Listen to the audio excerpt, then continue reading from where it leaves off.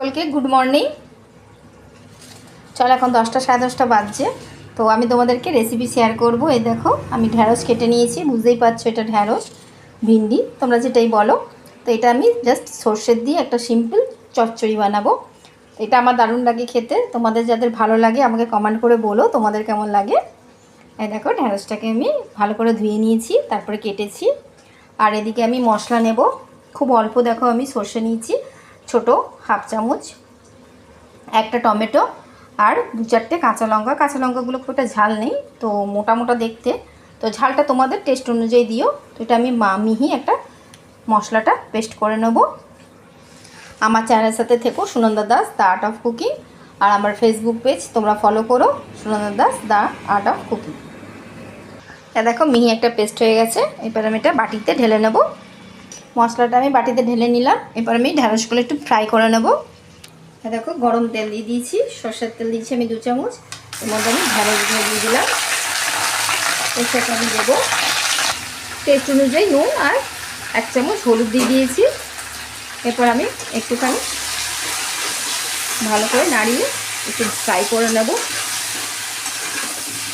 এই ঢ্যাঁড়স চচ্চড়িটা কিন্তু খুব ভালো লাগে বন্ধুরা, গরম ভাতের সাথেও ভালো লাগে, আবার রুটির সাথেও ভালো লাগে। খুব সিম্পলভাবে করছি, আমার চায়ের সাথে থেকো। ভাজা হয়ে গেছে। এরপর আমি সর্ষে আর কাঁচা লঙ্কা বাটাটা দিয়ে দিলাম আর টমেটো একসাথে। এটা একটু কষিয়ে নেব মশলার সাথে। এই চচ্চড়িটা কিন্তু খুব ভালো লাগে, ঢ্যাঁড়স সর্ষে ঝালও বলে অনেকে, আবার ঢ্যাঁড়সের চচ্চড়িও বলে। এটা গরম ভাতের সাথে রুটির সাথে দারুণ লাগে বন্ধুরা।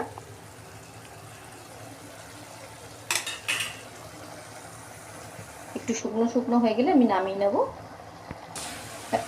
এরকম শুকনো শুকনো করে আমি নামিয়ে নেব।